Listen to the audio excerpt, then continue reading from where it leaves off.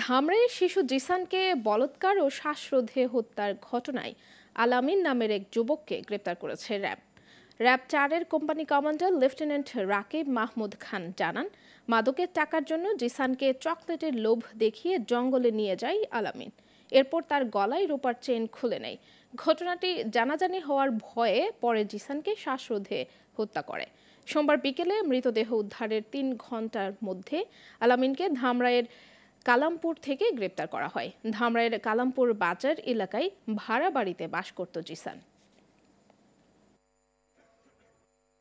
আসামির ভাষ্য মতে তাকে বলৎকার করার পরে সে সিদ্ধান্ত নেয় এই শিশুটিকে যে কোনো ক্রমে মেরে ফেলতে হবে।